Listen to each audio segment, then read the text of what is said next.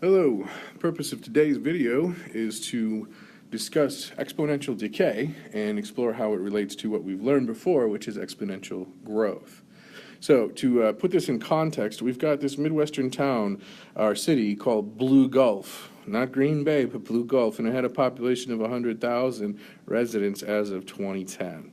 At the start of the year, there were zombies introduced to the population. I'm not saying how, but it happened. And every year since, the non-zombie population began to decline as more and more people were converted to zombies. Researchers found that each year, 15% of the population was lost due to zombification, which I think I made that word up.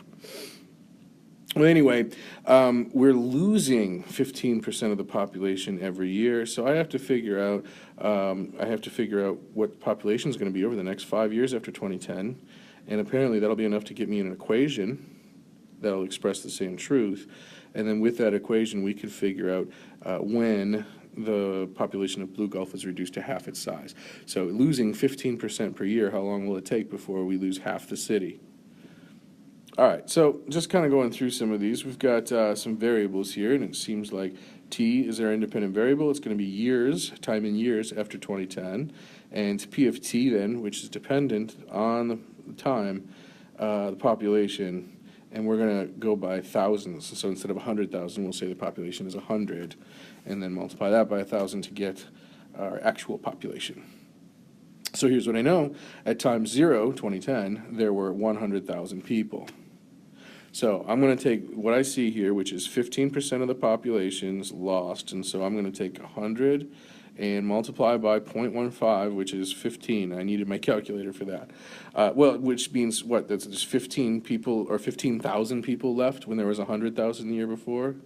That doesn't seem right. If I multiply by my decay rate, I don't get the population of the town next year. I get the number of people that were turned into zombies. This number means 15,000 people were turned into zombies. So in order to figure out who's left, I'm going to take the original 100,000 people, and I'm going to subtract 15,000 people for a total of 85,000 people that are left non-zombied.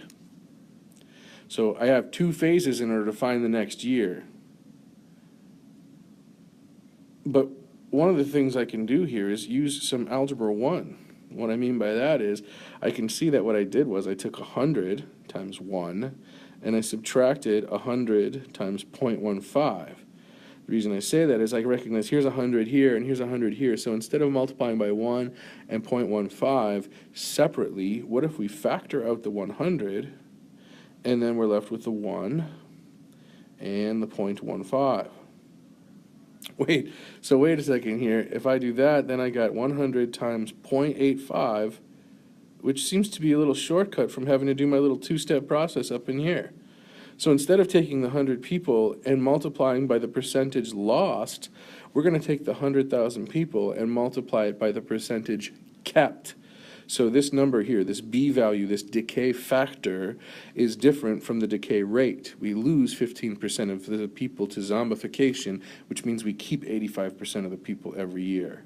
So I'm gonna tap into that shortcut here and use that to calculate each successive year. So like for the second year, I'm going to take the 100 people, 85% of them stay, and then that means 85.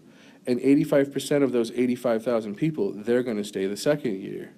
So that gives me 100 times 0.85 squared, which turns out to be 72.25 approximately. And following the same pattern here, we can get all the way up to 5 years after 2010, or 2015, we're down to 44,000 people. Now, I know I already read the problem. It said in Part C we're supposed to figure out when the population is reduced to half its size. Well, obviously it's going to happen sometime between 2014 and 2015. Or I guess it's already happened. So there you go. Poor Blue Gulf. Anyway, what I found out then is in 2 years I multiply 85% twice. In 1 year I multiply 85% once. I'm going to guess that in 5 years I multiply 85% 5 times 100,000. Good to go. Anyway, that means that after t years, we're going to take the 100,000 people, multiply by 85%, and then raise that to however many years have progressed. So that gives me this equation, so that's part B expressed as a function equation, and I checked in my calculator and produced a table, and it gave me exactly the same numbers I see here. Finally, using my equation, when will the population be half? That means 50,000 people. So 100,000 people becomes 50,000 people, which means my equation I'm trying to solve is 50,000 people are now, we started with 100,000, we lost 85% every year, and the question is what value for t makes 100,000 drop down to 50? Unfortunately, we do not have the algebraic skills, but we do have the graphing utilities, so we draw a graph and we find the intersection, and it says, according to the graph, that when t is 4.27, so about a quarter of the way through 2014, the population of the city is cut in half, which is pretty sad. Zombies are a major problem. We need to do something about this. So let's try to generalize this then from the zombies to what? When we studied the exponential growth, we had two words. We had growth factor and we had growth rate. So for example, if I see 1.04, that 1.04 is the growth factor, which means there's a growth of 4% additional every year. If the growth factor is 2, that means there's a growth rate of 1 minus 1, or 100% every year. So remember, if you take your growth factor and subtract 1, you get your growth rate. Reverse that the other way. If you take 1 plus your growth rate, you get your growth factor. The only difference here is now we're talking about decay rates and decay factors. We just have to make sure we're keeping all that, keeping track of all that. Now remember, a factor is a number that's multiplied over and over and over again, so the decay factor will be the 64% here. This is based off of an example, and you can pause the screen and read this if you want to know the context, but the context is really irrelevant. That is to say, this b value is the decay factor because it's the number that's being multiplied over and over again. And if you subtract from 100%, you get 36%. That represents the decay rate. So what this means is we're going to start with 89.7 whatevers, and we're going to keep 64% of that every generation, but we'll lose 36% every generation. So, yeah. I mean, you got to learn it. Those are the facts.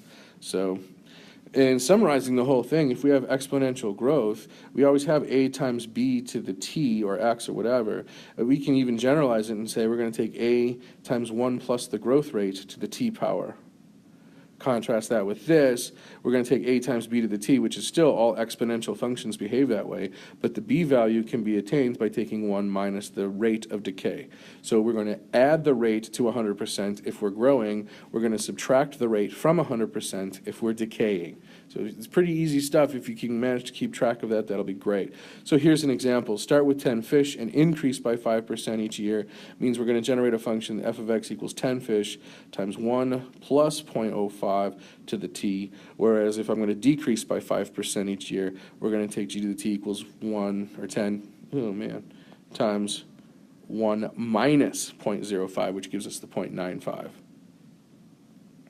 One last little idea before I go on here is another way to look at exponential decay is if we have negative exponents. Usually 2 to the x would be a growth function. 2 to the negative x turns out to be a decay function, and here's how I can prove it. If we actually reverse or take out the negative from the exponent, we have 2 to the negative 1 to the x. We learned in our explorations that 2 to the negative 1 is equal to a half. 1/2 to the x power is a decay function because the b value is less than 1. So 2 to the negative x is the same as 1/2 to the positive x, which means in order to have exponential decay, one of two things needs to happen. If the b value or growth, if the exponential factor is less than 1, we have decay. Or if the exponential factor is, or the base is more than 1, but the exponent coefficient is negative, then we will also have decay. So these are two ways of writing decay. Depending on your purpose, they're used interchangeably. So anyway, thanks for watching.